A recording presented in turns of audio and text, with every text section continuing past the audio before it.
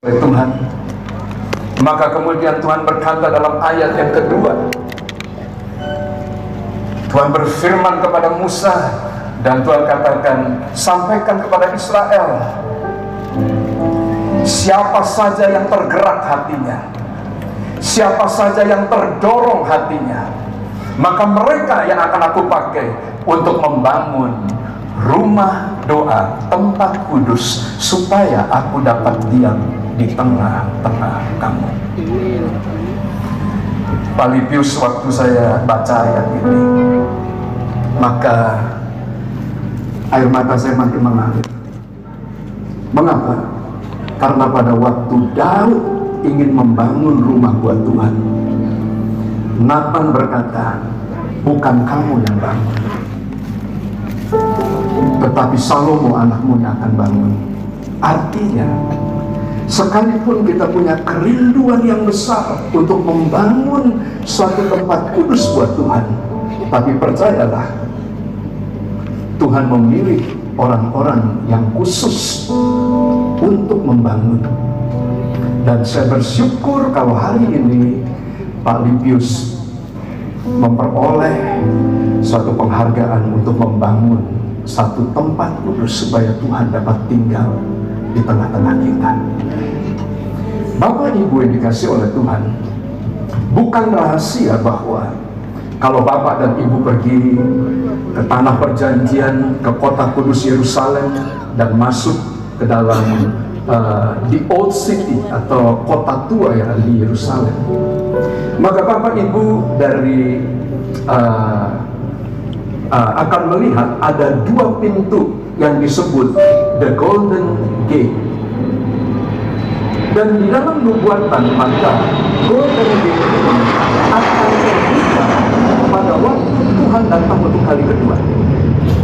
Dan dari sana maka Tuhan Yesus dan gereja akan masuk ke dalam kota Yerusalem melalui the Golden Gate itu.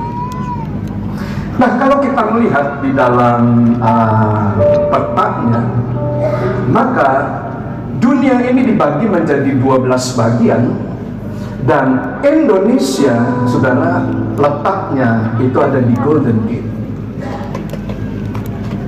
Nah, dengan kata lain, saudara, Tuhan nanti akan datang kali kedua, menginjakkan kaki di kota Yerusalem, dan Tuhan akan masuk ke kota Yerusalem dari Golden Gate, dari gerbang emas. Nah, saudara, menjelang kedatangan Tuhan untuk kali kedua, maka gereja memiliki tugas, dan tugasnya adalah mempersiapkan kedatangan Tuhan untuk kali kedua. Dengan kata lain, saya mau sampaikan kepada Bapak Ibu sekalian, pada waktu kita mendirikan rumah doa ini, bukan kebetulan, tapi saya percaya dengan segenap hati bahwa ini adalah segala sesuatu rancangan yang ada dalam hati Tuhan untuk end time nanti. Dan bersyukur kalau masyarakat Papua dipercayakan untuk mempersiapkan kedatangan Tuhan untuk kali kedua. Bukankah Tuhan itu luar biasa? Nah, next, di dalam Mazmur pasal yang ke-90, ini adalah doa daripada Musa, bahwa usia daripada manusia 70 tahun, dan kalau dia kuat 80 tahun. Kebanggaannya itu adalah kesukaran dan penderitaan. Hanya dua itu saja. Nah, Bapak Ibu yang dikasih oleh Tuhan, pada waktu kita meninggal, saya percaya kita akan bersama-sama dengan Tuhan selama-lamanya dalam kekekalan. Tidak ada lagi batas dimensi waktu dan ruang. Kita akan bersekutu bersama dengan Tuhan. Kita akan bersama-sama dengan Tuhan memerintah di atas muka bumi ini. Dan Alkitab mencatat di dalam 2 Petrus pasal yang ketiga, bahwa satu hari Tuhan itu sama dengan 1000 hari manusia. Ya. Atau kalau saya kemudian konversikan, 1 tahun manusia sama dengan 1000 tahun Tuhan. Kalau kita berandai-andai umur manusia, mari kita hitung 100 tahun saja. Kalau 100 tahun kita bagi dengan 1000 tahun, hitungan daripada harinya Tuhan, maka usia manusia itu hanya 1/10 Bapak. Dan kalau kita andaikan lagi jamnya Tuhan sama dengan jamnya kita, maka usia manusia yang 100 tahun itu hanya 2,4 jam saja. Saudara, pada waktu ayat ini menjamah hati saya. Saudara, di situ saya menangis kembali. Saya bukan orang yang cengeng. Abang saya tahu, keluarga saya tahu. Tapi Tuhan berkata seperti ini. Aku tahu pada waktu maut menjemput kamu, kamu akan bersama-sama dengan aku. Tetapi even untuk 2 jam Tuhan tidak mau menunggu. Tuhan tidak sabar menunggu. Oleh sebab itu Tuhan berkata, bangun tempat kudus supaya aku dapat diam dan tinggal bersama-sama dengan kamu. Saudara, tahukah Anda bahwa Tuhan rindu untuk bersekutu bersama dengan kita, bersama-sama dengan kita. Oleh sebab itu Dia mengirimkan anaknya yang tunggal, supaya barang siapa yang percaya tidak binasa, mereka beroleh hidup yang kekal. Tetapi untuk menunggu kita berjumpa dengan maut, dan kita akan masuk ke rumah Bapa dan bersekutu bersama dengan Bapa selama-lamanya, Dia tidak sabar. Oleh sebab itu Dia berkata, bangun supaya aku tidak tinggal di surga, aku akan tinggal bersama-sama dengan kamu. So, pertanyaannya adalah, kalau kita mengerti Tuhan rindu bersama-sama dengan kita, apakah saudara dan saya punya kerinduan yang sama untuk bersama-sama dengan Tuhan? Ternyata dalam perjanjian lama, maka Tuhan menemukan ada seorang hambanya yang bernama Daud. Daud adalah seorang anak muda yang tidak diperhatikan, tidak diperhitungkan oleh keluarganya, karena dia bukan orang yang tinggi besar, bukan prajurit yang melayani di pemerintahan daripada Raja Saul. Tapi Daud adalah seorang yang sangat sederhana, gembala kambing dan domba, 3 dan 4 ekor saja. Tidak ada keluarganya yang mau menerima warisan daripada Isai, karena warisannya hanya 3-4 ekor kambing dan domba. Tapi Daud yang kecil ini, dia setia dalam pelayanan yang kecil, maka Tuhan mempercayakan dia pelayanan yang besar. Dan dicatat dalam Alkitab, seorang raja yang memiliki karisma seperti Daud. Salomo lebih kaya, Salomo berhikmat, tapi Salomo tidak lebih besar daripada Daud. Oleh sebab itu, lambang daripada negara Israel sampai dengan hari ini menggunakan the Star of David, bintang Daud. Nah, bagaimana cara Tuhan ini mengangkat orang yang sederhana ini menjadi seorang pemimpin besar, a great leader? Pada waktu dia menjadi pemimpin besar, maka dia menulis satu mazmur yang menjamah hati Tuhan.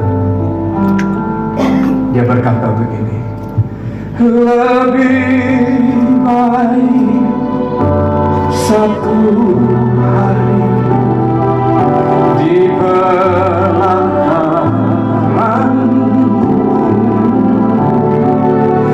daripada 1000 hari di tempat lain.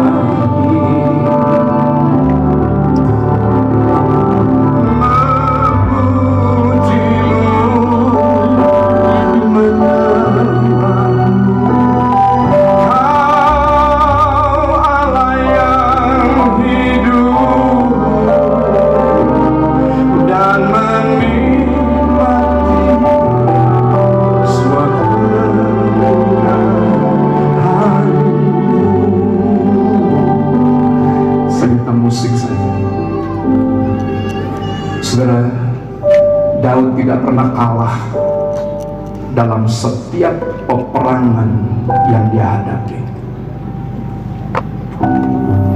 Dia disebut a great leader, a mighty warrior. Di kemah orang fasik, maka perempuan-perempuan mengeluh-elukan dia dengan berkata, kalau Saul mengalahkan beribu-ribu, maka Daud mengalahkan berlaksa-laksa. Di kemah orang fasik, semua datang untuk menyenangkan hati Daud, mengambil hati Daud dengan segala sesuatu yang terbaik yang mereka miliki. Tetapi apa yang terjadi pada waktu Daud berada di pelataran Tuhan? Dia menuliskan isi hatinya, dia menuliskan Mazmur, dan dia berkata begini, seperti mata seorang hamba laki-laki yang memandang kepada tangan Tuhannya, maka demikianlah hatiku, mataku memandang kepadamu ya Tuhan. Seperti mata seorang hamba perempuan yang memandang kepada tangan nyonyanya, maka demikianlah mataku memandang kepadamu ya Tuhan. Daud melepaskan mahkotanya, dia melemparkan dan dia melepas jubah kebesarannya, dan dia sujud menyembah kepada Tuhan. Dan dia berkata dalam Mazmurnya yang lain, seperti seekor binatang yang dungu, aku berada di dekatmu. Seorang raja besar. Bapak Ibu yang dikasihi oleh Tuhan,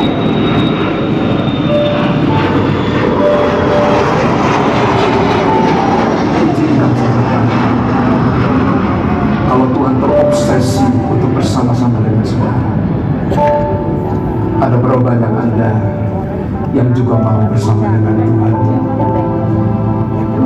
Saya bisa lihat tangan-tangan yang terangkat. Mari kita katakan di hadapan Tuhan, lebih baik satu hari di belakangmu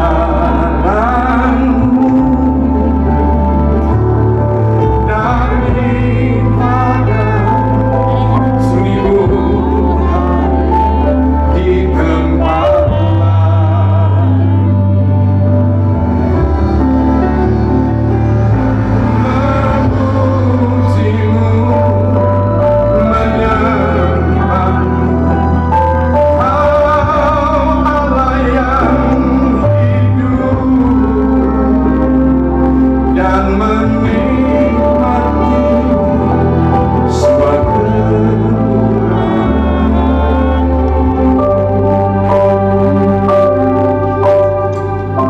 Mazmur 73 ayat yang ke-25. Siapa gerangan ada padaku di surga selain Engkau? Selain Engkau tidak ada yang kuingini di bumi. Bapak Ibu yang dikasihi oleh Tuhan, tidak mudah untuk bisa mengucapkan ayat ini. Ayat ini pernah menjadi inspirasi dari seorang penulis lagu. Dan lagu ini biasa dinyanyikan setiap kali sekolah Alkitab meluluskan murid-muridnya. Selain Kau, tiada yang lain. Tapi tahukah Bapak dan Ibu, saya pernah mengalami ini. Tahun 2015, gereja kami habis terbakar. Pada waktu gereja kami habis terbakar, teman-teman meninggalkan, sebagian pengerja meninggalkan, karena melihat tidak ada masa depan lagi.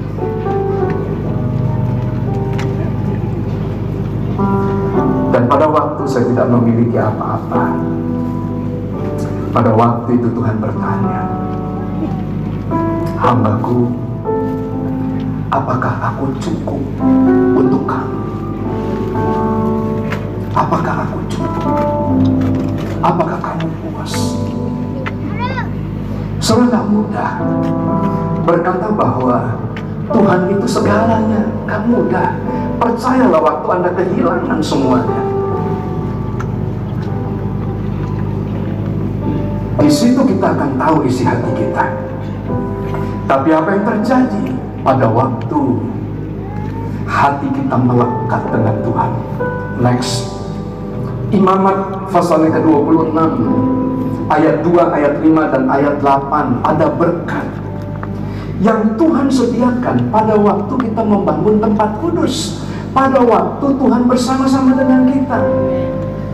Yeremia pasal 2 ayat yang ketiga mencatat, waktu Israel kudus di hadapan Tuhan seperti buah bungaran.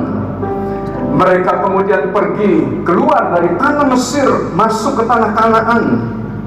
Mereka tidak mengerti mengapa Tuhan minta supaya mereka membangun tempat kudus. Saudara, mereka berhadapan dengan padang gurun, tempat di mana makanan tidak ada, minuman tidak ada, dan tidak ada apa-apa selain daripada ular beludak dan semak belukar. Bah, mereka tidak hidup 1 hari di padang gurun. Mereka hidup 40 tahun di padang gurun. Dan dicatat kurang lebih ada 2 juta orang Israel yang bersama-sama dengan Musa. Tetapi selama 40 tahun mereka tidak pernah kurang makanan, mereka tidak pernah kurang minuman. Mereka berperang dan mereka tidak pernah kalah. Mengapa? Karena pada waktu siang Tuhan hadir dalam bentuk tiang awan yang melindungi mereka, dan pada waktu malam yang dingin datang, Tuhan hadir dengan perapian yang menyala-nyala. Dan orang yang menyerang Israel, Yeremia pasal 2 ayat yang ketiga berkata, dinyatakan bersalah oleh Tuhan. Mereka bukan melawan Israel, mereka melawan Tuhan.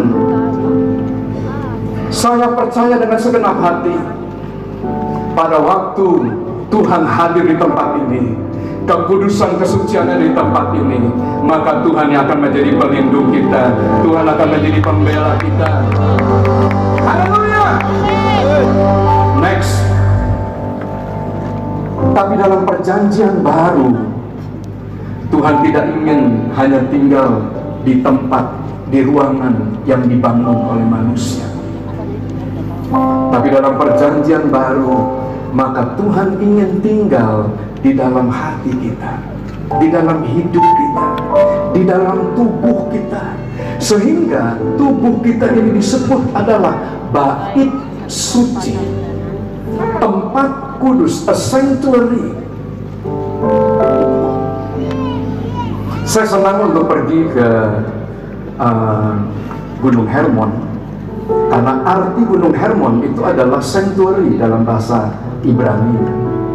Nah, dari sanctuary ini maka mengalirlah pengurapan, akan mengalirlah kehidupan, akan mengalirlah berkat di sana. Nanti kita akan lihat.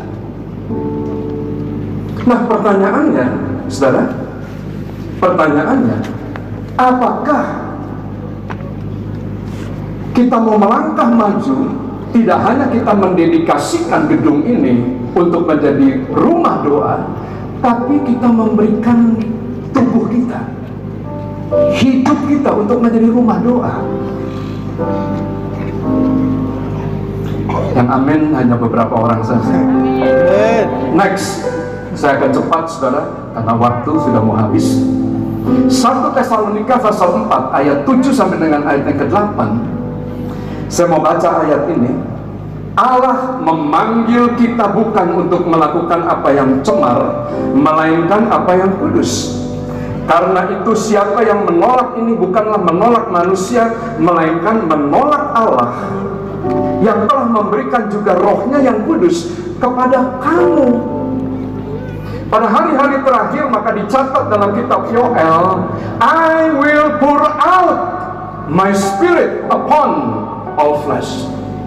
Aku akan mencurahkan Rohku yang kudus ke atas setiap manusia, yang artinya Roh Kudus bukan monopoli daripada gereja-gereja yang dipimpin oleh PGPI di bawah Pak Yason. Tapi Alkitab berkata bahwa Roh Kudus adalah milik daripada semua orang, bukan hanya orang-orang Kristen saja, Bapak. Karena Alkitab tidak mencatat itu. Hanya orang-orang yang memiliki iman Kristen. Ya, upon all flesh, semua manusia akan menerima Roh Kudus. Bisa katakan amin?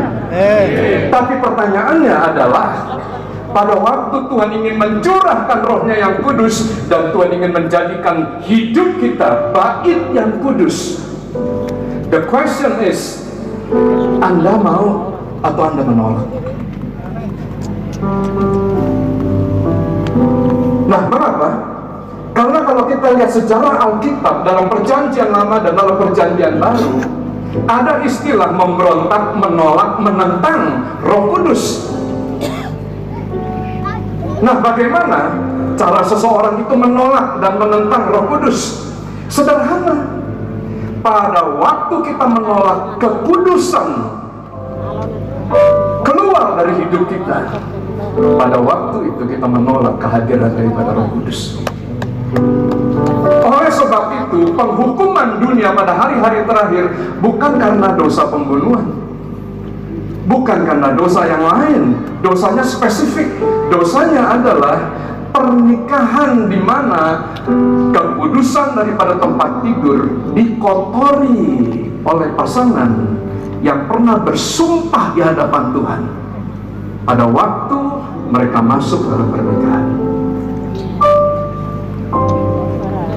Saya percaya pada waktu Roh Kudus itu hadir dalam kehidupan kita, next, nah maka apa yang terjadi?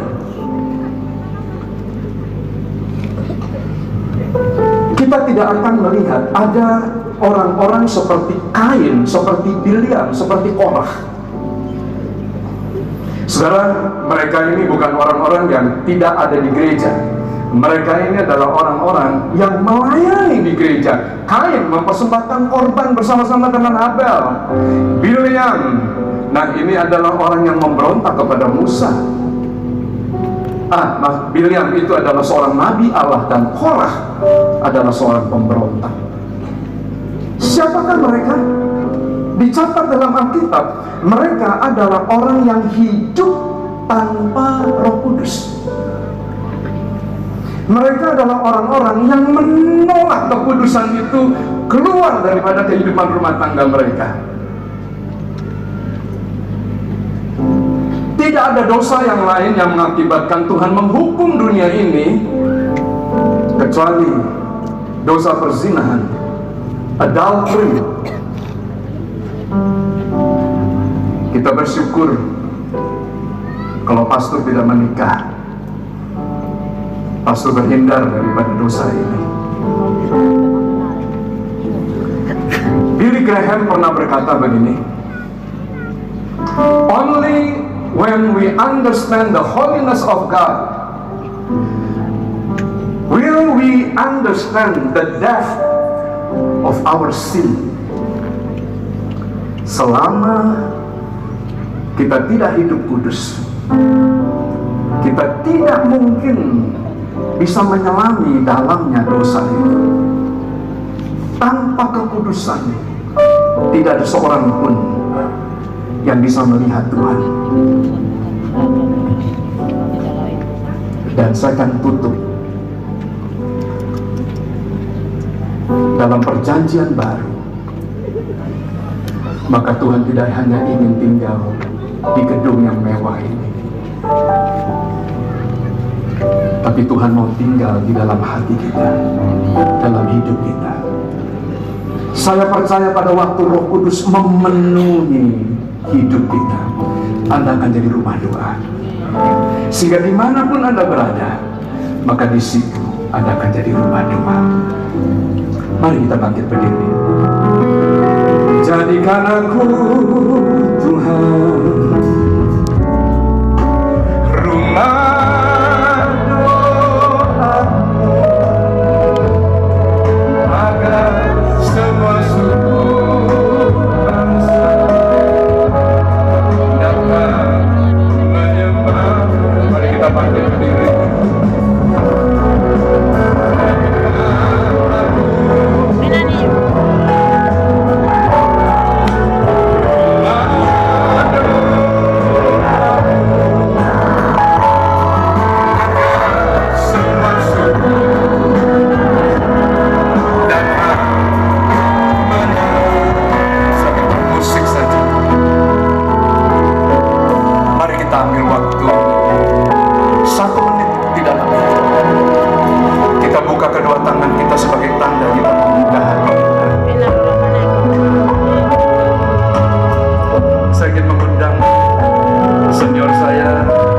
yayasan untuk berdoa buat kita semua. Saudara, kalau ada ketidakkudusan, ada celah, ada noda dalam kehidupan nikah kita, dalam kekudusan rancang ini, mari kita selesaikan di hadapan Tuhan. Dan Pak Yoson akan menuntun kita dalam doa.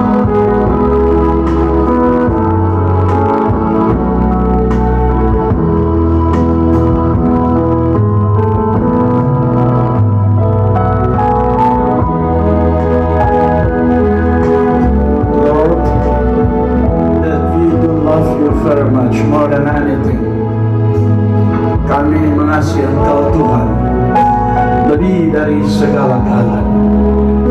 Kami sungguh mengasihi Engkau.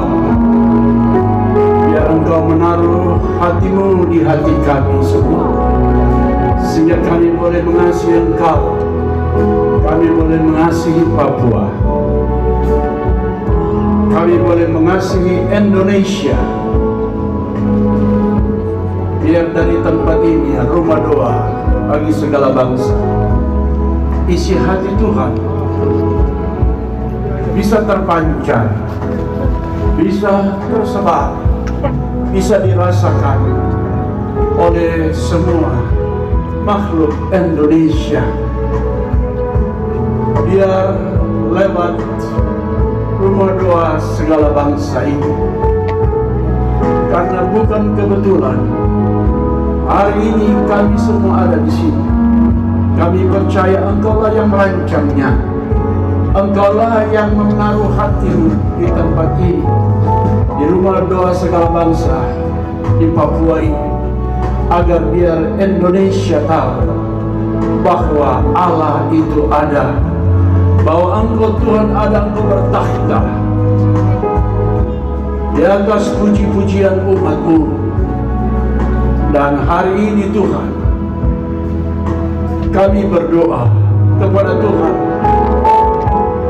biar kasih Tuhan yang tiada taranya boleh mengalir lewat tempat ini ke seluruh pelosok Indonesia, ke tempat-tempat di mana belum dijangkau, ke semua daerah di mana orang lain menutupinya. Biar hati Tuhan boleh mengalir ke sana. Biar Engkau malaikat Allah yang Engkau sudah kirim mendahului kami boleh bekerja Tuhan, sehingga hari ini Indonesia boleh tahu, hari ini Indonesia boleh mengingatnya bahwa Engkau Allah hadir bagi Indonesia. Engkau menolong Indonesia, Engkau memulihkan Indonesia. Dan biar lewat hari ini di tempat ini, biar semua orang Indonesia tahu bahwa Engkau adalah Allah. Bukan hanya kami orang Kristen yang menyembah, tapi Engkau adalah Allah segala ilah, Bapa di atas segala roh, Allah Abraham, Ishak dan Yakub, Allah yang kami sembah semua makhluk. Hari ini Tuhan, biar sejarah Kekristenan boleh mencatatnya bahwa Engkau ada di tempat ini, dan Engkau dan firman-Mu dan isi hati-Mu boleh kembali mengalir ke seluruh pelosok Indonesia, kepada seluruh manusia Indonesia, baik yang memerintah maupun yang diperintah, kepada seluruh putra-putri Indonesia. Kami percaya Engkau Allah mengasihi Indonesia. Engkau menolong Indonesia. Kami percaya Engkau tidak mengizinkan Indonesia akan berlarut-larut terus di dalam masalah pergumulan dan problematika bangsa kami.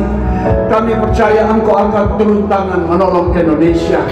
Engkau akan memakai pemimpin-pemimpin kami, mulai dari Bapak Presiden sampai pemimpin yang terendah di daerah kami masing-masing, untuk menjadi alat Tuhan untuk membawa Indonesia keluar dari kemelut ini. Kami percaya Indonesia pasti ditolong, Indonesia pasti dipulihkan, dan Indonesia pasti menang. Engkau memberkati akan rumah doa segala bangsa ini. Engkau memberkati Tuhan akan semua kami yang hadir di tempat ini, bahkan yang semua menonton baik lewat YouTube atau lewat sosial media pada hari ini. Biar berkat pertolongan Allah, kuasa Allah boleh menjamah setiap pribadi, menjamah sampai ke ujung-ujung Indonesia, hingga biar orang Indonesia tahu bahwa Allah begitu mengasihi Indonesia. Engkau memberkati hamba-Mu yang sudah menyampaikan kebenaran, kekuatan, dan kasih-Mu lewat firman-Mu, Bapak Pendeta Bambang Yona. Engkau memberkati akan Bapak Pendeta Didius Pinuluk yang sudah Engkau pakai untuk memprakarsai akan rumah doa bagi segala bangsa di Papua ini. Engkau memberkati akan semua pimpinan ARAS yang oleh karenanya kami ada berkumpul di rumah doa segala bangsa ini. Engkau memberkati semua hamba-hamba Tuhan yang oleh karenanya boleh berada di tempat ini, bahkan mengikuti lewat sosial media. Engkau memberkati seluruh pejabat yang ada di tempat ini, Tuhan, yang pemerintah telah utus datang ke rumah doa segala bangsa ini. Engkau memberkati hamba-Mu Bapak Gubernur Papua Barat, Bapak Paulus. Engkau memberkati semua kami. Engkau memberkati yang datang dari beda rombongan yang oleh karenanya menjadi alat Tuhan untuk memuji dan menyembah Tuhan pada hari ini. Tuhan, kiranya Engkau memberkati bangsa kami, Indonesia. Terima kasih Bapa untuk hati-Mu, cinta-Mu bagi Indonesia. Demi nama Yesus Kristus Tuhan yang kami kasihi, kami layani, kami beritakan, dan kami menaruh masa depan kami dan bangsa kami. Kami sudah berdoa dan ucap syukur. Haleluya. Amin.